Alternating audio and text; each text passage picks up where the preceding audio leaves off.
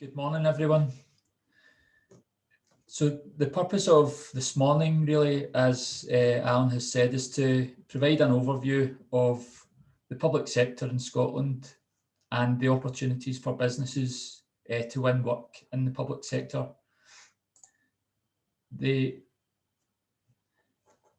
Just about myself to get started. So I've, as Alan has said, I've worked in the public sector for over 10 years within procurement. So I'm a qualified procurement manager, and I've also worked within the financial services sector. I've procured contracts up to the value of £83 million. So from 10,000 up to £83 million. So fairly experienced in procurement, and also there for understanding what some of the challenges are that companies face when bidding for these contracts.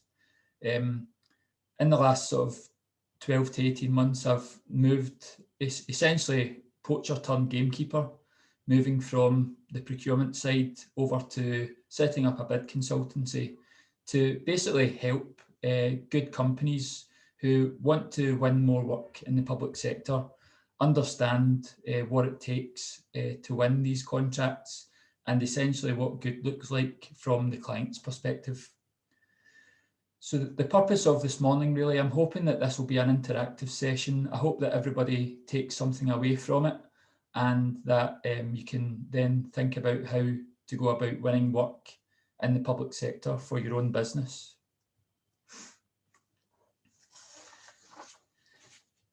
So what I should say as well is that the aim of this morning is more about the strategic sort of level overview of the public sector marketplace, the opportunities that exist within the public sector. It's not so much about bid writing skills or the actual bid itself, although we will touch on elements of that as we go through. However, this is about more of a structured and strategic approach, and why you should not be bidding necessarily for every contract that becomes available. It's more about a targeted, tailored approach. And obviously as well, there'll be representation here from businesses and organisations from different sectors, different sizes of businesses, different experience levels of bidding or working in the public sector. So again, hopefully I'm hoping that everyone will be able to take something away from today. What I'm going to talk about can span different businesses and different sectors. It would just be tailored to different levels of requirement depending on your organisation. And although today is about the public sector, again, what I'm going to share with you can apply to any situation that you're asked to submit a formal bid for. So again, as I said earlier, I have worked in the financial services sector where formal bid processes are becoming more prevalent as well. So this is the principles of what I'm going to share with you today will apply to any sector, albeit the public sector is a bit more rigorous in terms of the process and the complexities, etc. What I'd like to maybe open up the floor, if possible, is to ask if anyone has any specific things that they were hoping to take away from this morning, just so that I can make sure that I cover that in my presentation throughout the day. Is there anything that anyone would like to share or take away from today? If anyone does want to jump in, you should be able to just unmute yourself, or if you pop it into the chat, if there is anything that you particularly want Paul to address today. Okay, no problem. Okay, well, if there's nothing, then we can move on. So again, just to kind of recap, the purpose of the session is to provide an overview of the opportunities within the public sector, why it's important to take a strategic approach to bidding. I'll provide some practical tips for improving your bid win rate, and I'll actually show you some examples of, so I'll be touching on, for example, how to research to identify opportunities for your business. So I'll show you some practical examples of what you can do. And then at the end, I will touch on an overview of quick quotes. So just to give you an idea of what these are at the moment, these are lower value opportunities up to the value of £50,000 for goods and services, and up to £2 million if it's a works contract. So for example, construction related contracts. These are good opportunities for smaller businesses in particular, or businesses who maybe don't have a lot of experience within the public sector. Helps them build up that reputation and their experience of actually going through the process. So hopefully, as I say, there's something here for everyone this morning. So if I start by just setting the scene of what the market opportunity actually looks like. As it says there, the market in Scotland is worth an approximate £11 billion per annum. That extends to £284 billion per annum across the whole of the UK. What we've noticed, and obviously with the current situation that we're in, that last year there was a slight dip in those figures. However, it was supplemented by, there was around £22 billion of spend for COVID-related purchases, i.e. PPE, equipment, etc. But it's anticipated that there was a slight backlog in opportunities last year. We expect that, and we've seen that already this year, that the opportunities are coming out again to the market. It kind of picked up at the end of 2020, and we see that kind of continuing this year as well. There are over 300 public sector organisations in Scotland across various subsectors. So, for example, councils, universities and colleges, NHS, etc. In 2019-20, there was over 15,800 opportunities advertised on Public Contract Scotland, which is the main advertising portal for opportunities in Scotland. And although these are kind of big numbers and might look, very grand, etc., there's a perception that there isn't an opportunity for smaller businesses to win work in these sectors. But as the two stats at the bottom here show, 76% of contracts awarded were awarded to Scottish businesses in that period, and 58% of those were awarded to Scottish SMEs. So again, it shows that the market is there for opportunities for Scottish businesses and SMEs. And also what I'm going to talk to you about at the end is quick quotes. And again, there's some stats behind that to show just what kind of level of opportunities there are for businesses in the public sector in Scotland. And again, just to break that down, I mentioned there about the over 300 organisations. So this is just a snapshot of the breakdown by subsector or the main subsectors in the public sector in Scotland. And the reason for showing this is, again, I'm going to touch on this as we go through, but the approach really that I'm recommending to yourselves and to my clients is that, before bidding for contracts, it should be aligned to a kind of a planned organisational strategy and a business development strategy. So some of the work that you should be doing or considering is looking at, what is your target market, which sectors do you want to work in, and therefore then starting to do that research. So this gives you an idea of what's available. And we've actually produced a list, a worksheet that provides all of these organisations by sector and by geography across Scotland. So if anyone would like a copy of that, feel free to get in touch with me and I can definitely send you that on after today's event. I don't know, does anyone have any questions or observations at this point? Maybe want to ask?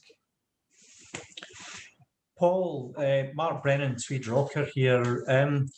It sounds like great opportunities. Are these all covered in Public Contract Scotland? Yes, so Public Contract Scotland is the main, or probably, I should say, the only public sector portal for opportunities in Scotland.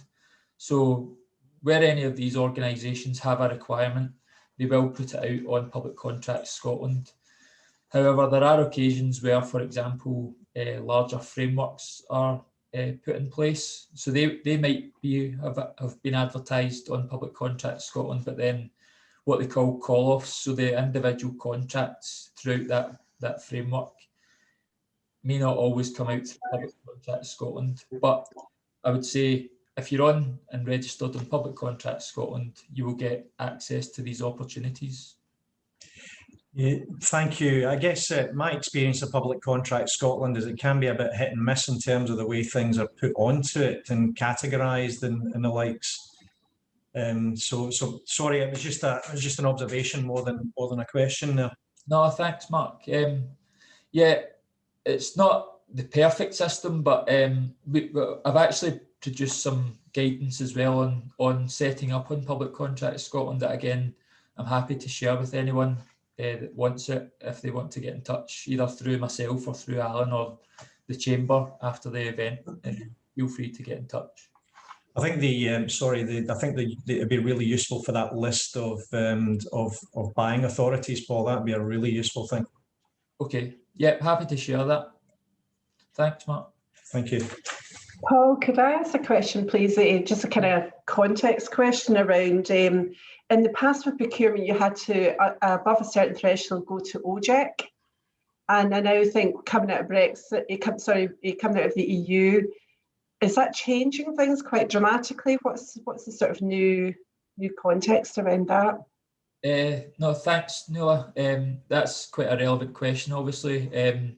What we're seeing and what I think we expect to happen. So there's been some minor sort of cosmetic changes so far. So just for the avoidance of doubt, in case anyone doesn't know, public procurement was governed by European Union legislation, which basically said that over a certain value of spend, of contract value, the opportunities had to be advertised in what was called the European Journal. Now that we've obviously, with Brexit, and we've now moved away from the EU, basically what's happening in the short term anyway, is that the UK have produced something called Find a Tender. So that replaces OJEU, and any of these contracts that would have previously gone into OJEU are now being publicised on Find a Tender. Now, what that means is basically public authorities have to follow the same processes that they would have under OJEU, but it just doesn't need to go through the OJEU, or it doesn't need to be published in OJEU is basically what I'm saying. But other than that, I would say at the moment, most of the changes are minor and cosmetic and procedural rather than anything that will affect a bidder. But that may change over the medium to longer term as the UK and Scottish Government consider their options. And it may be that we take different approaches to how we implement procurement regulations going forward. So, but thanks for the question. Okay. So some of the benefits, therefore, of the public sector market. So I think the public sector is going to play a key role in the economic recovery post-COVID. I think that it's going to have to stimulate the economy, and I think it will probably do that through investment in infrastructure projects and other kind of key investments to key sectors to keep the economy going. As I've said, 2021 already looks as if it's going to be a busy year. What we experienced during the first lockdown was there was a sudden drop-off, as you would expect, in new contract opportunities. It kind of picked up towards the back end of 2020, where the backlog of contracts that were expected to be renewed came along. That's still kind of playing itself out and will continue over 2021 with new opportunities coming along as well. And there will be probably some additional COVID-related spend happening in 2021.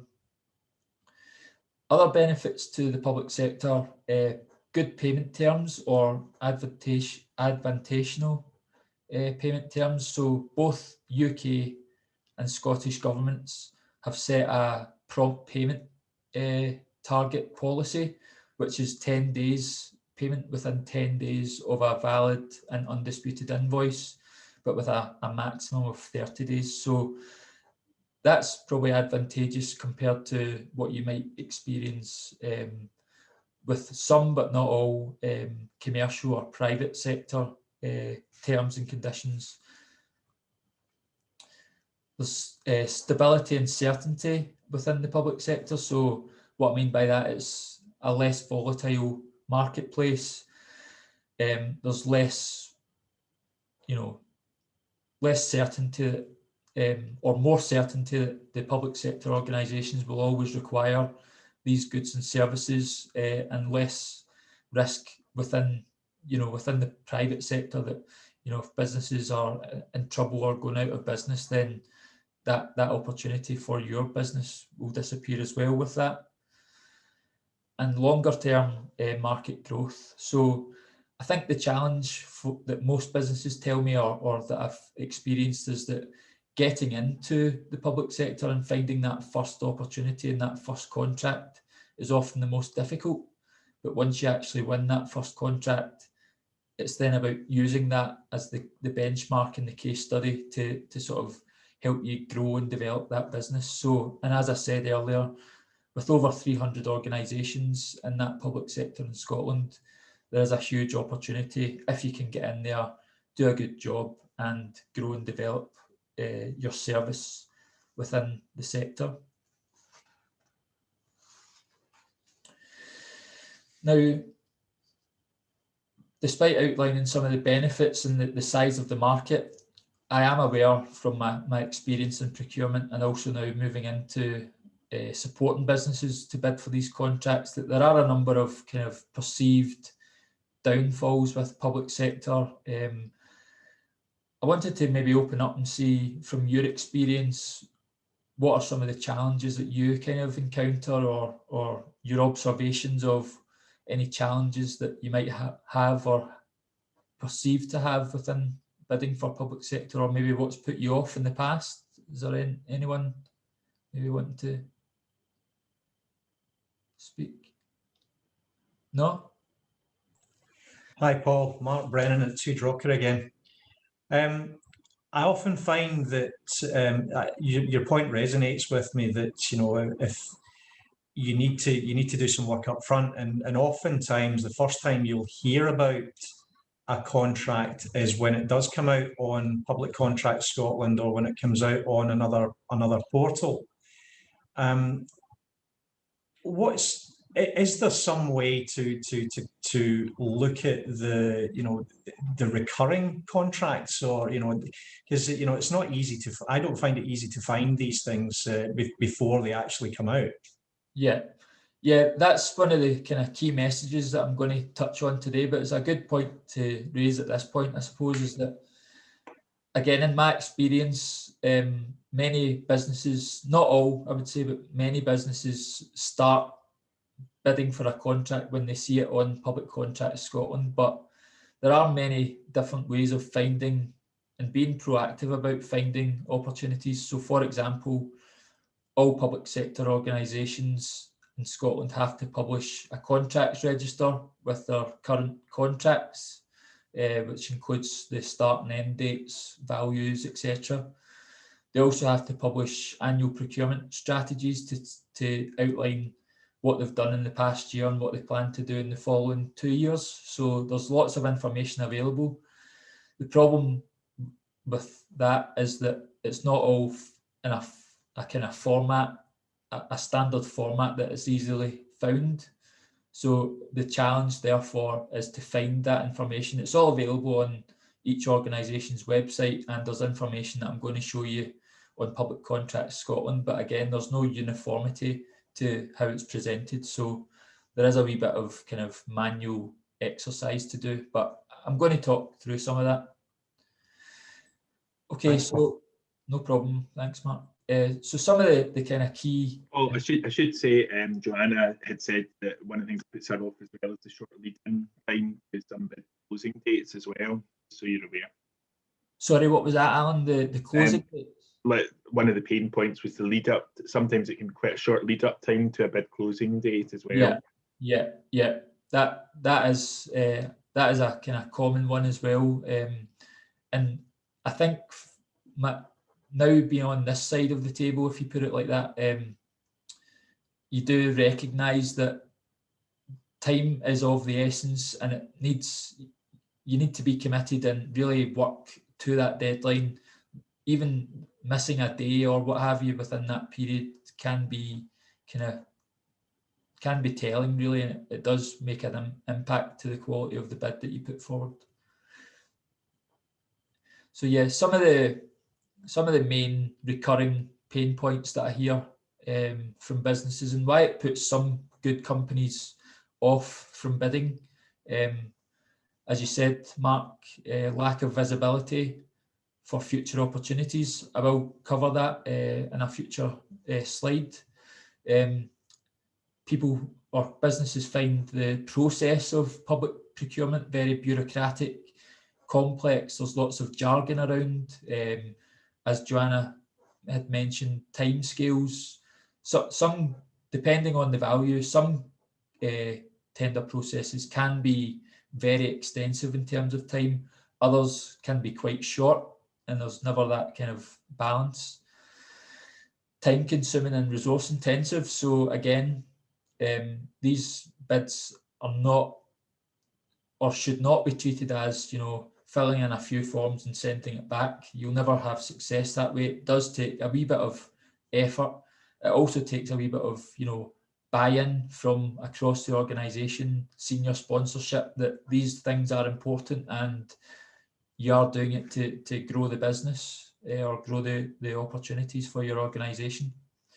And then unclear requirements. So sometimes, the tender documents come out. There might be lots of different documents, different attachments. It's hard to, really truly understand what is it the client is asking us to do and what do we need to deliver for them. And these are some of the kind of key challenges that I hear from many different businesses time and again. And I do kind of recognise this from my time in procurement, and it's now what I'm trying to help businesses to overcome. And that's why I'm going to now kind of move on to why it's important to take a strategic approach to bidding. So the whole kind of ethos around this, and what I've got here is an image here from APMP, who are the association within the bid profession, really. And what this is saying is that the bottom left there it says the unknown position. What you're trying to do is move your organisation from an unknown position to the favoured position, and you do that through taking a strategic approach. As I said earlier, the ethos is that bidding should be aligned to organisational goals and objectives, and then a plan, like any other business development activity. If you win work through negotiation in the commercial sector or through relationships, or however you win your other work, there's likely to be an element of business development involved in that. So what I'm suggesting is that bidding should also play a part in that. And what I'm getting at there is, again, just my observation, and it may be a generalisation here, but what I found was that sometimes businesses see bidding as a side of desk job or an additional activity, that they bid for things that, as they see it appear on, Public Contracts Scotland, for example, they bid for it in the hope that they'll win rather than a planned approach. And that can be quite time consuming, and it can also be, costly. So consider, what is the opportunity cost of bidding? So how many resources does it take? How long does it take? Some of these bids can take, 2 or 3 weeks or even more, depending on the size of the opportunity.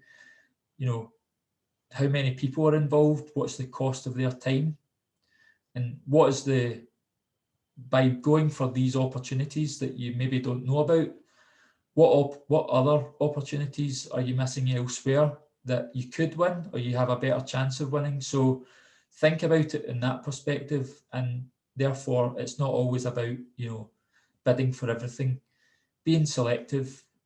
So it's all tying into who are your target audience, what do you want to achieve, be selective, and the mantra is really about bidding less and winning more, but having a more targeted approach to the contracts that you do go for.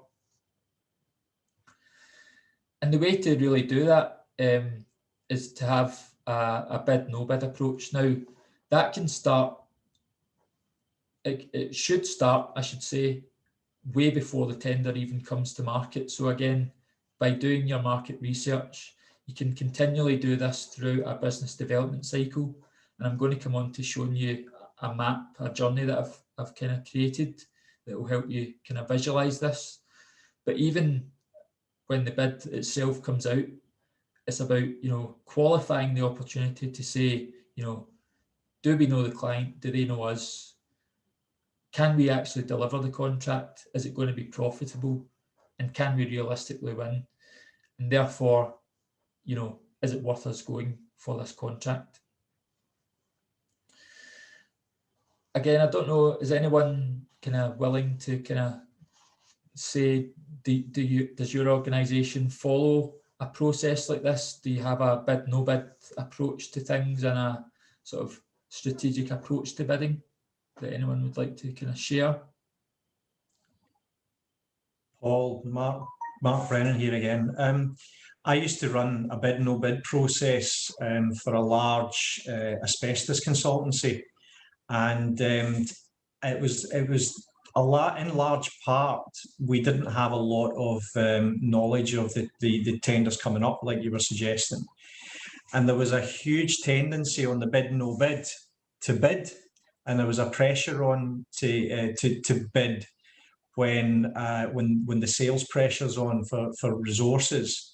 Is there some kind of, you know, is there any stats around winning work that you've not had any prior knowledge of?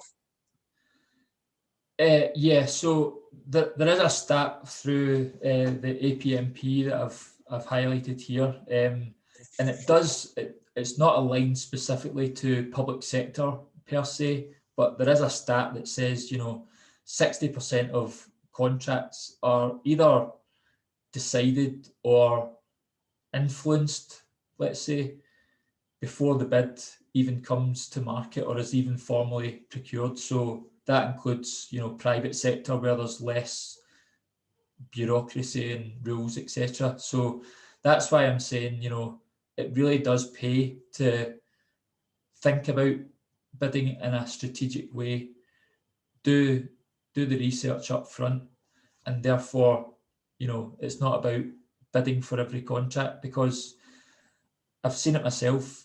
You know, it can be quite demoralising if you bid for contracts that you know you can't win. It's quite an intensive process, and to know that you're bidding for something that you don't really think you're going to win can be quite demoralising. Yeah, sure. Thank you. And would you have any advice for, you know, for a small company that's that's trying to get into it? And, you know, and then, so I imagine a small company that's got no experience of doing it and wants to get into it is going to be tempted to just go for it. You know, yeah. Would this apply to them? Absolutely, it applies, as I said at the start, yeah, anything that I'm kind of talking about today does apply to businesses of any size in any sector. It's about, you know, efficiency of your resource and using your resources in the right way. It can be tempting, I admit, it can be tempting to go for things, and even if I've seen it as well or I've heard about it as well, where companies go through the bid, no bid process and bid anyway. So the answer should be no bid, but they bid anyway. Sometimes that's okay. What we call strategic losses is where you know, you maybe want to impress a client. You think you might not win this contract, but you want to get yourself in front of a potential future client. So in some circumstances that might be okay, but I wouldn't be doing that or recommending to do that all the time. Thanks, Paul. No problem. So what I was explaining there is this concept that I've developed through 4S Bid, which is the bid journey. And basically what this is aiming to do is to help businesses understand what really is involved in a bid, and the fact that, as you'll see in the top right-hand corner of the first kind of row, the bid stage. So the bid itself should be the last step on the bid process, not the first. As I've been saying throughout, if the first time you hear about a bid is when it arrives on Public Contracts Scotland or any other portal, or even if it's a private bid that comes in through email, it's generally, not always, but generally too late. Someone may have been in there influencing it, or someone else knows about it, you know, and maybe helping to shape that opportunity. So, you know, the point of bidding is that the bid is specific, tailored, aligned to the client. It's client focused. It's not a generic bid. So if you're only learning about a bid as it comes to market, your chances of success are reduced. So that's why we're encouraging companies to follow this process. And what you'll see as well is even after the bid outcome, whether you win or lose, there's always things that you should be doing. It's a continuous cyclical process, and you're always looking to develop and improve for the next time. So, you know, it doesn't start and end with the bid and the bid outcome. It's a continuous cycle. What I'm keen to offer everyone that's joined today is we've developed a bid diagnostic assessment, which basically aligns itself to this journey. And what we're keen to do is help businesses understand, you know, where are you just now in terms of your bid approach against best practice and against, you know, this sort of bid journey idea. And then what we would do from that is provide you with a traffic light system type approach with a recommendation on the back of that to say, you know, this is where you are now, this is where you want to be, and these are the gaps that you may have, or these are the things that you're doing very well. These are some of the areas that we recommend you maybe want to look at to improve your approach to bidding. So we're keen to offer that today for Chamber members, especially those who have joined this session. Absolutely free, no obligation, no tie-in, unless you decide that you want to take that further. So what I'm planning to do is really, through Alan after today, send out details of that to anyone who wants to participate, really, or to take part in that opportunity. Paul, yeah. Could I ask a question, please? Yeah. Sorry, I feel like I'm hogging. I apologise, but what do you mean by SME engagement? Is that small medium enterprise? Or? No, sorry. What I should have explained that. So at the top there above that, basically what we're trying to say is that bidding is the responsibility of everyone in the company or the organisation. It's not the bid person or the bid team. Everyone has to play a part in that. So SME stands for subject matter expert. Right. And also what we're saying is that the approach to bidding should have senior sponsorship and buy-in. So, you know, it's a whole business approach, really. It's all connected. Thank you. No problem. So some tips for improving your bid win rates, and it's basically, you know, a summary of what we've talked about there on the bid journey. So developing a bid strategy aligned to your organisational targets and objectives. So, you know, like you would do with any sort of business plan, what are you aiming to achieve over the next 12, 24, 36 months, etc. And how does public sector work fit into that? Identify a pipeline of target opportunities. So I'm going to come on to that next and actually show some examples of how you can do that. Then your sort of business development approach. So once you've got a pipeline and you understand who you're looking to work with or opportunities you want to target, it's about then engaging with those organisations, finding out about them, letting them know about you, and understanding what they're looking for in terms of a supplier of the goods, services or works that you provide. You should align your marketing to these target contracts, and I'm going to touch on that again further on in this presentation. Bring it all together. So again, as I said in the last slide, the key part, and this is where I feel businesses who are actually very, very good at what they do, but they sometimes just lack that little bit of finesse when it comes to bidding. The bid should always be tailored, compelling, and aligned to the client. It's more about them and less about you. That's really the key to success in terms of the bid writing, and you do that by all the steps that I've talked about before. And then it's continual improvement. Whether you win or lose the contract, there's always things that you can do after the bid to improve for the next time. And again, doing your research. So there's various different sources and resources in the public sector to find out about opportunities in advance of them coming out. The first one is actually the Public Contracts Scotland portal itself. Then you've got things like, on the public sector's all own websites. So like, the councils and the universities, etc.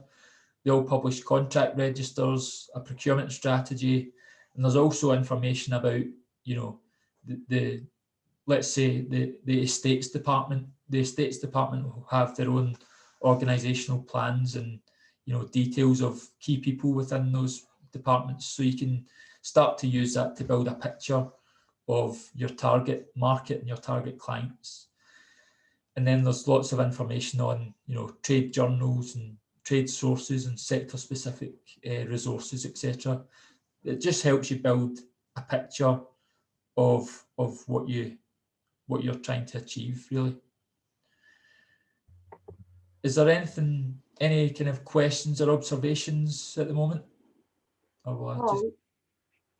Paul, can I ask a question? It's Joanna from Scotland. In terms of the client website and the contracts registers, can you sign up to them like you do Public Contracts Scotland and get notifications, or is it something you just need to be on the ball and constantly checking, or is it something you can sign up for so that you get automatic updates, or when they issue new registers or anything like that?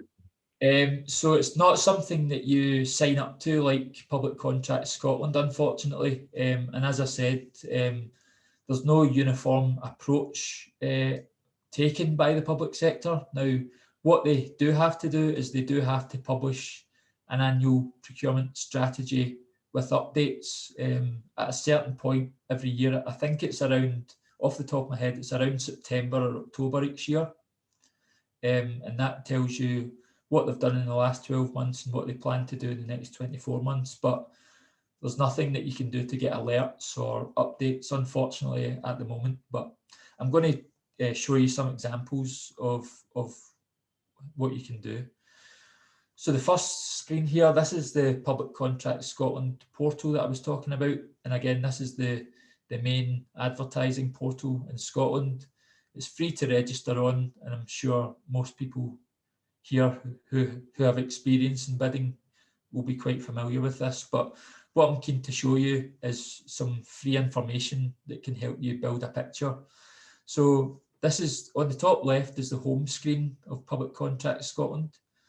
And if you go to the information tab, which I've highlighted, you'll then, if you go to the top right, you'll scroll down and you'll see a button called the forward plan. And if you click on that, it will take you to the third screen at the bottom there. and there's a button that you can download now. And basically what that does is it presents you with a spreadsheet, which is attached here. And what that does, now this is for some of the larger public bodies, what are called centres of expertise. So there's a centre of expertise for the universities and colleges, for the councils, for the NHS, and for Scottish procurement, who is the central, like they're basically the Scottish government arm for procurement.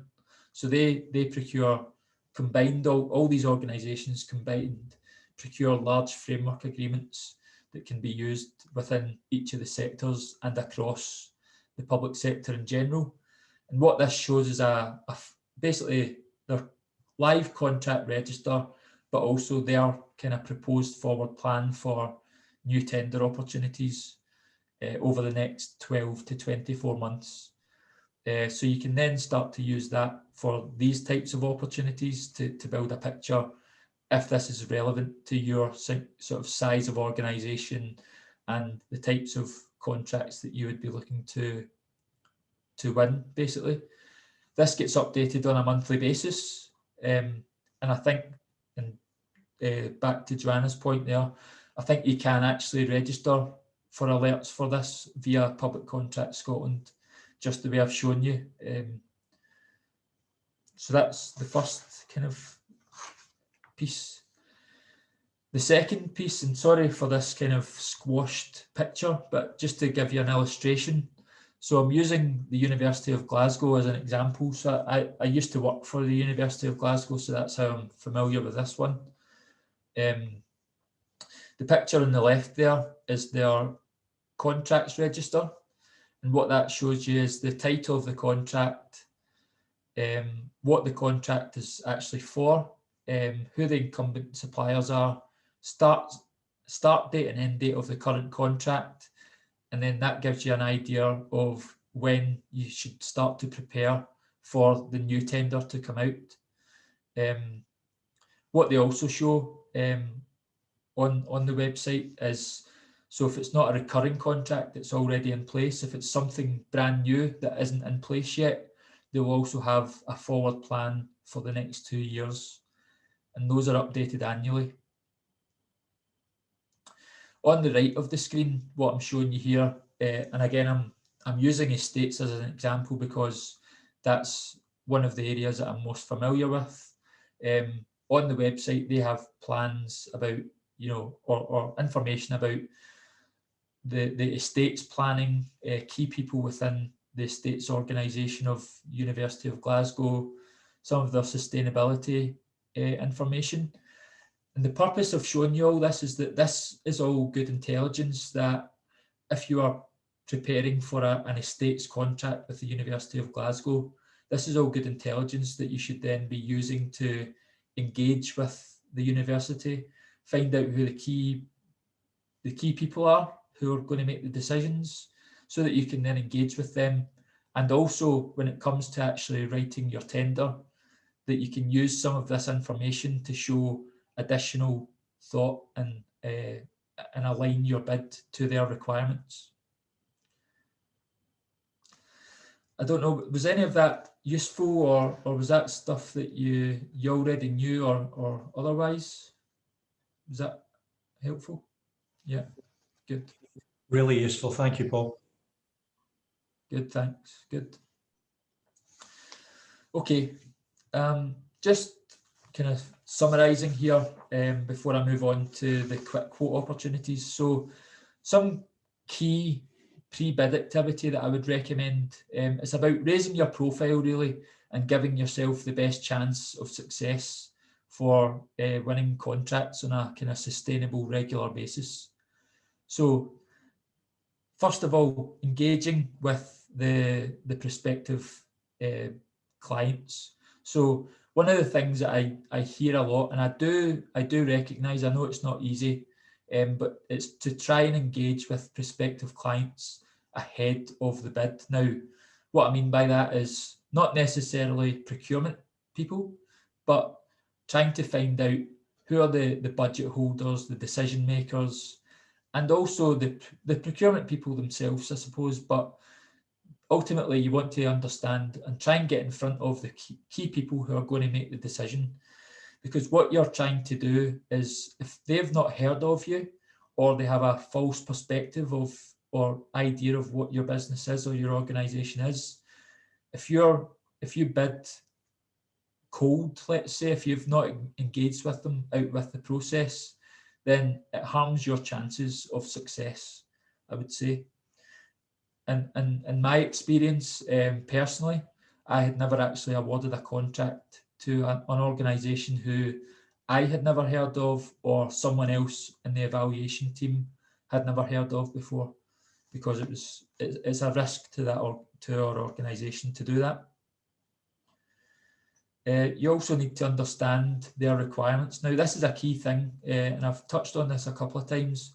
It's about understanding what they look for in a bidder and a supplier, understanding, you know, how current relationships are with incumbent suppliers, finding out about what's important to them, so that you can then tailor your bid to their requirements. And it's about them, not you. That's a kind of key thing that I think, as I said before, many companies just kind of miss the mark on. They talk a lot about themselves and what they do and how good they are, but actually the client, with all due respect, is not as interested in that. They want to know how you're going to solve their problem or provide them the solution that they're looking for. So it's about client-focused bids, really.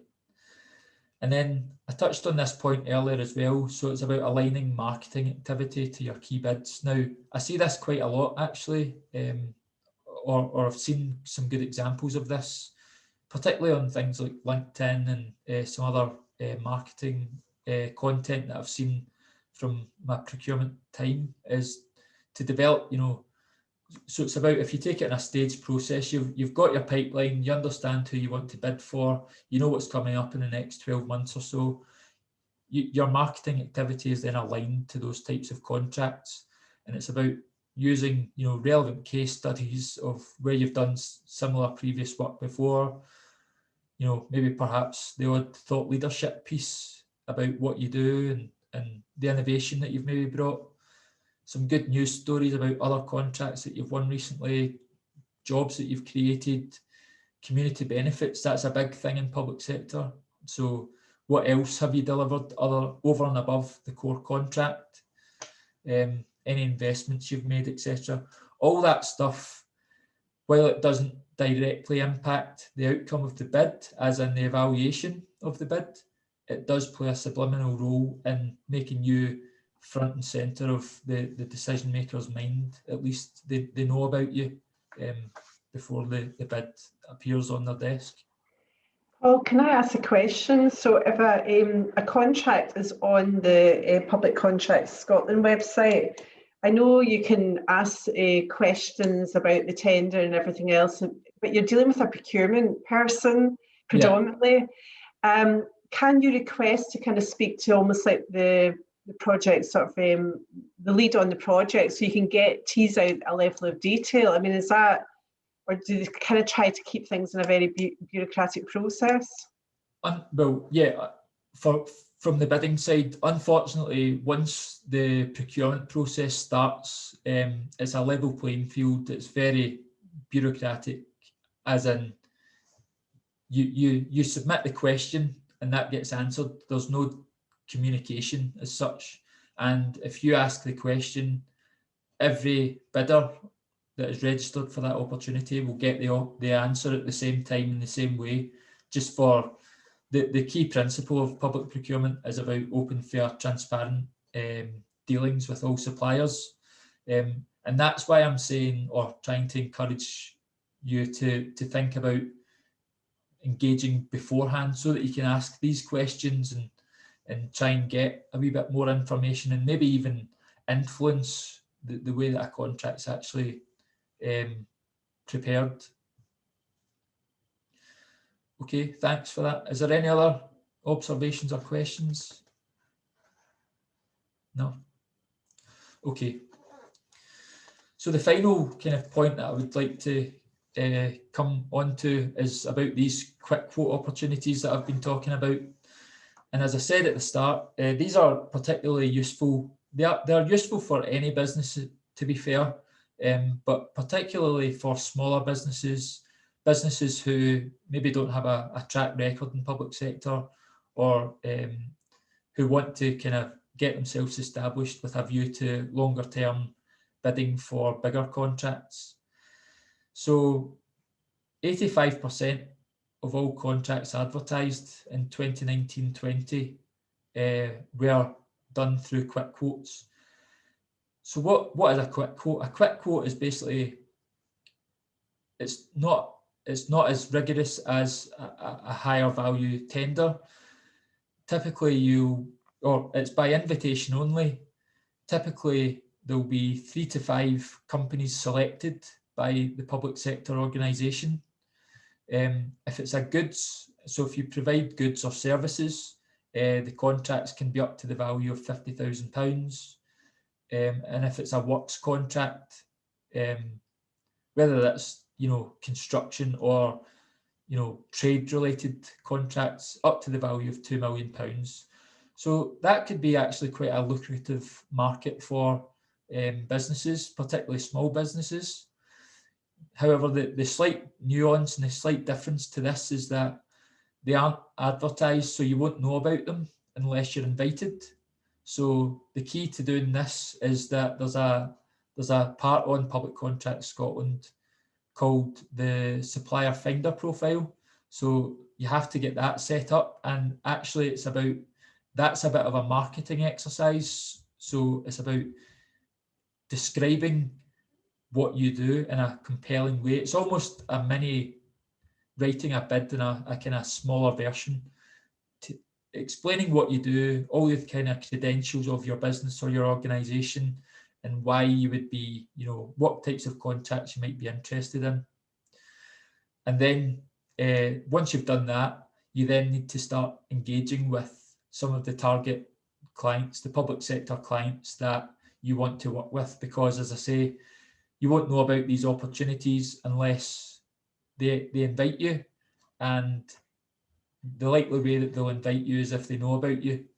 So you need to do a bit of legwork in this instance, but it could be quite a lucrative market for you, especially if you're looking to then grow within the public sector in future.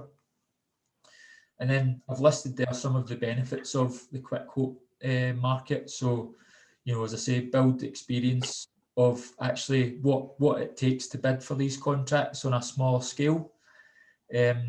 Helps you develop a library of previous experience, because that's one of the kind of barriers that a lot of companies face when it comes to bidding for bigger contracts, is that they don't have the case studies or the history to be able to evidence that they can bid for these bigger contracts. There's less competition. So with the bigger contracts that are open to anyone to bid for, what we're seeing at the moment is that it's very competitive, and there's often maybe 10 or more companies bidding for contracts. So by going for quick quotes, you've reduced the market and given yourself a better opportunity. Typically they're one-off contracts. So again, payment terms are good, and you get paid, relatively quickly in comparison to maybe some parts of the private sector. So again, these are good opportunities for businesses to consider, or organisations to consider going forward. I don't know, Paul, if anyone... Sorry. I have a question, please, Paul. Yeah. So let's say you've got a joinery company, and you want to get quick quotes, or you want to work on getting quick quotes. How would you find who the person responsible? How would you find the responsible person within a specific local authority for putting out those quick quotes? Is that information that you can get a hold of?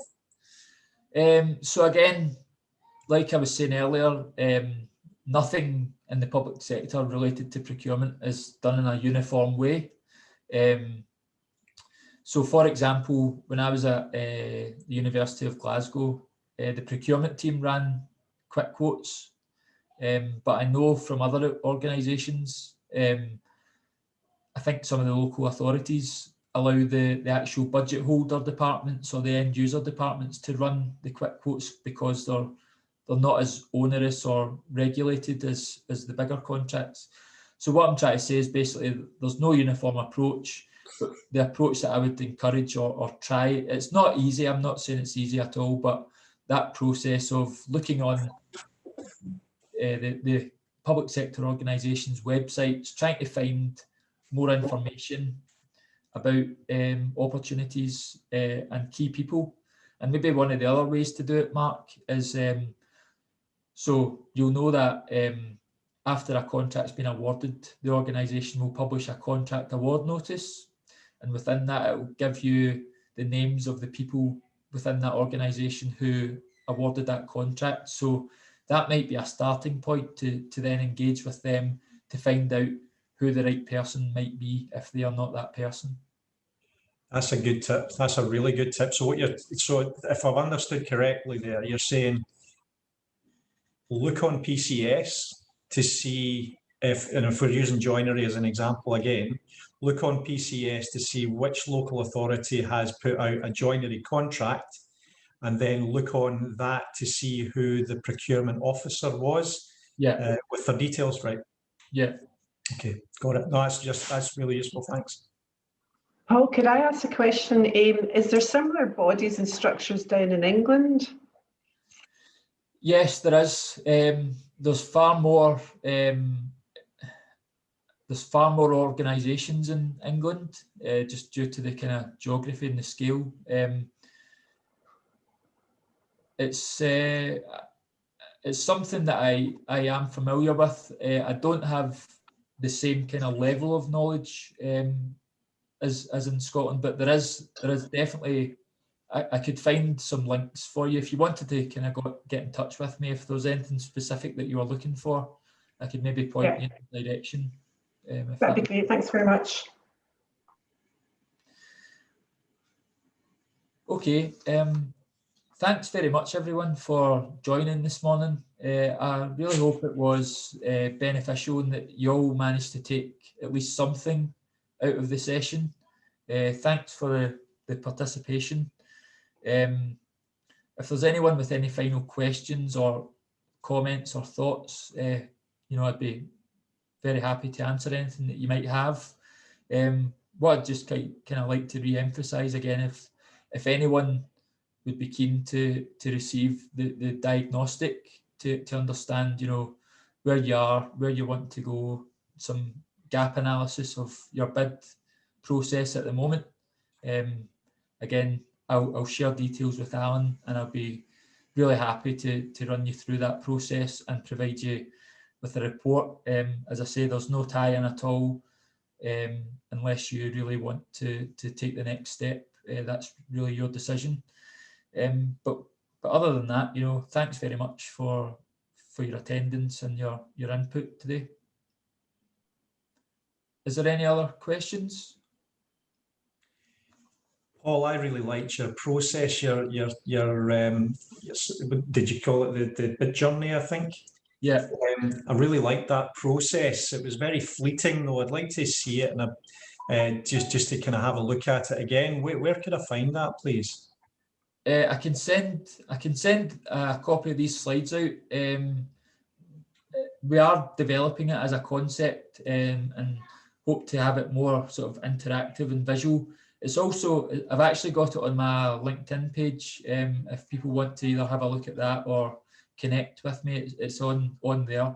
And what we're developing at the moment is some videos and some extra materials around that, so that there's quite a lot of it to take in, but we're trying to do it in a modular fashion so that people understand within each stage of the journey what's expected, basically, or what should be thought of. Oh, it's great. It's the simpler the better. You can have a complex thing, but if you can simplify it, you can understand it. Yeah, absolutely. That's the whole kind of purpose behind it. I think it's great. Thanks, Mark. Thank you. That's great, guys. Paul, I just had one sort of question to maybe bring it to an end. I know that obviously as a chamber we look quite a lot at international trade, and you talked about the fact that the process is changing as a result of the UK's withdrawal from the EU. But I'm just wondering, what do you think the impact on the public sector bids will be as a result of Brexit and withdrawal from the EU? Good question. Probably in the short term, there might not be a huge, you might not notice a huge difference, or companies might not notice a huge difference. As I said, it's more sort of technical and procedural at the moment. I think the UK government have issued a green paper, which is basically looking at how do they reform public procurement, and also to kind of give more opportunity to UK businesses. Now, what I should say is that the UK and Scottish governments have sort of slightly different approaches to public procurement, or the thought process behind public procurement. So it's not to say that the UK and Scottish governments will align their thoughts going forward, but I think what will happen is that the kind of principles behind public procurement will stay the same, as in opening up fairness, opportunity and transparency to everyone to bid, but probably giving more opportunity to UK and Scottish businesses to win more contracts. And I think the drive and the real hope is that some of these bureaucratic processes and jargon and all that will be reduced. But whether that actually plays out in reality, I don't know.